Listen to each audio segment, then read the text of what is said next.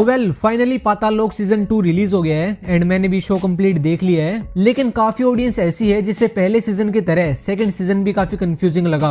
और हाँ, ये बात तो सच है कि ये शो कुछ ज्यादा ही फोकस मांगता है। इस शो के कैरेक्टर्स एंड इवेंट्स काफी पेचीदा होते हैं, बट फिकर नॉट, आप बस ये वीडियो एंड तक देख लो। मैं गारंटी देता हूँ कि आपको ये पूरी सीरीज अच्छे से समझ में आ जाएगी। बिना किसी टाइम वेस्ट के मुद्दे पे आते हैं, बट चैनल को सब्सक्राइब नहीं किया है तो सब्सक्राइब कर लेना। अब इस शो की एंडिंग पे बात करने से पहले मोटा मोटी इसकी थोड़ी स्टोरी मुझे आपको बतानी पड़ेगी, वरना आपको समझ में नहीं आएगा।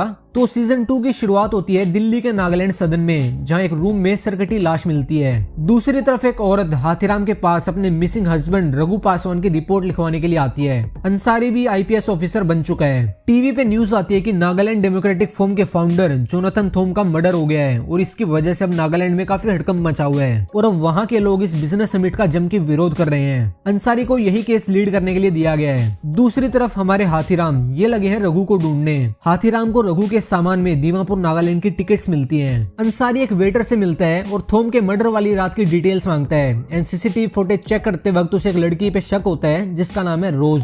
इसके बाद थोम का सिक्योरिटी डेनियल पुलिस को मिलता है, जो कि उस रात किसी लड़की के साथ एक रूम में था। इधर रघु की वाइफ की एक्सीडेंट में मौत हो चुकी है। रेलवे स्टेशन के सीसीटीवी फुटेज चेक करने पे रघु का पता चलता है और उसके साथ एक लड़की भी थी, जो कि कोई और नहीं बल्कि रोज ही थी। यानी अंसारी एंड हाथीराम जिन अलग अलग केसेस पे काम कर रहे थे वो आपस में कनेक्टेड हैं। और यही देखते हुए अंसारी हाथीराम को अपने साथ ऑन बोर्ड ले लेता है। रोज जिस क्लब में काम करती थी उसका मालिक है ध्रुव मलिक। ये है रूबन थोम, जो कि जोनाथन थोम का बेटा है और ये अपने बाप के खिलाफ ही पॉलिटिकल पार्टी चला रहे हैं। ये है uncle Ken and this is Reddy. ये कुछ नाम है जो कि आपको ध्यान में रखने जरूरी है एंडिंग समझने के लिए। अब न्यूज के थ्रू सभी को पता चल जाता है कि जोनाथन थोम की प्राइम सस्पेक्ट रोज है और इसी केस के सिलसिले में हाथीराम एंड अंसारी नागालैंड जाते हैं। रोज को ढूंढने के चक्कर में अंसारी को एक स्नाइपर शूट कर देता है और एट द मोमेंट इसकी डेथ हो जाती है। हाथीराम का मेन फोकस अब होता है अंसारी के शूटर पे। उसको किसने मारा, हाथीराम को ये पता करना था। इसके बाद रूबन पे अंसारी की मौत का इल्जाम लगता है। हाथीराम रूबन से मिलता है और पूछता है कि अंसारी को किसने मारा,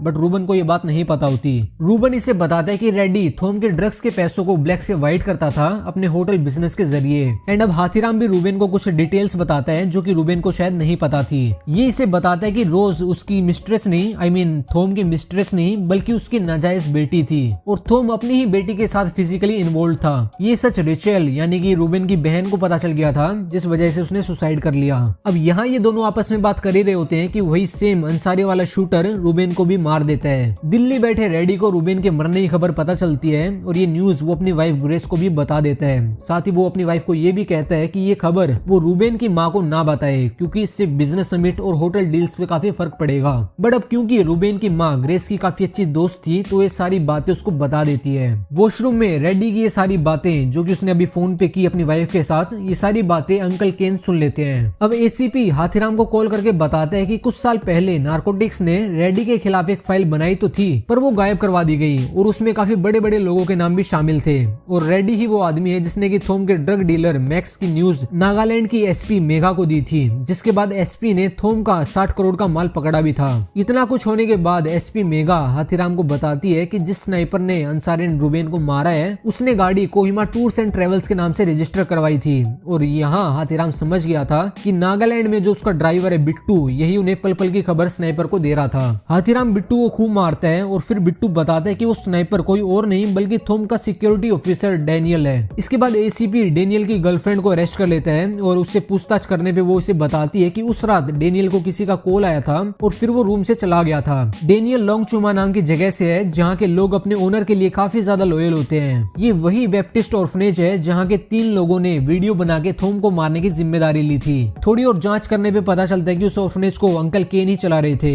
ये सब बात हाथीराम कॉल करके मेघा को बताता है, बट मेघा को ऑलरेडी डेनियल पकड़ चुका था और हाथीराम से बात पूरी होते ही ये मेघा को मार भी देता है। दिल्ली में नागा समिट सफल होता है और 20,000 करोड़ की इन्वेस्टमेंट नागालैंड को मिलती है। हाथीराम मेघा की बताई जगह पे जाता है तो वहाँ पे उसकी मुलाकात डेनियल से होती है। दोनों में कई देर तक हाथापाई होती है, बट उसके बाद हाथीराम डेनियल को मार देता है। अब हाथीराम जाता है केन के पास और उसे मर्डर मर्डर वाली रात की कहानी बताता है। ये बताता है कि उस रात होटल में जो थॉम को कॉल आया था वो उसके ड्रग डीलर मैक्स का था और उसके यहाँ जो रेड पड़ी थी वो रेडी ने डलवाई थी। थॉम समझ गया था कि ये सब करके रेडी उसको मीटिंग के लिए राजी करना चाहता है, बट थॉम केन के रूम में जाता है और ये मीटिंग करने से मना कर देता है और फिर उसके बाद केन थॉम के रूम में जाके उसका गला काट देता है और फिर आगे का सारा काम ये केन डेनियल को कॉल करके करवाता है। फिर इतना कुछ होने के बाद ये केन अपने ऑर्फनेज के 3 लोगों से वो वीडियो बनवाता है जिसमें वो लोग थॉम को मारने की जिम्मेदारी ले रहे थे एंड देन ये उन 3 लोगों को भी मरवा देता है। केन ये सब इसलिए करता है ताकि एक पॉलिटिकल मर्डर लगे और ये सारा इल्जाम रूबन पे चला जाए, बट एट द एंड ये रूबन को भी मरवा देता है और ऐसा ये इसलिए करता है ताकि ये समिट कामयाब हो और नागालैंड के लोगों के लिए ये एक भगवान बन जाए। हाथीराम सारी सच्चाई पब्लिक के सामने लाने ही वाला होता है, बट लोगों की खुशी देख के वो ऐसा नहीं करता और एयरपोर्ट के लिए निकल जाता है। रास्ते में हाथीराम को पता चलता है कि हॉस्पिटल में रोज मर गई थी,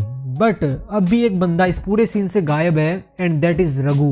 हाथीराम घर आता है तो रघु के बेटे को लेने के लिए उसके दादा दादी आए हुए थे। अगले दिन हाथीराम थाने आता है और ध्रुव मलिक वाली सीसीटीवी फुटेज चेक करने पे उसे रघु के दोस्त किशोर का ऑटो मिलता है, जो कि पिछली ही रात चौधरी के घर के बाहर भी खड़ा हुआ था जब रघु के बेटे को लेने के लिए उसके दादा दादी आए हुए थे।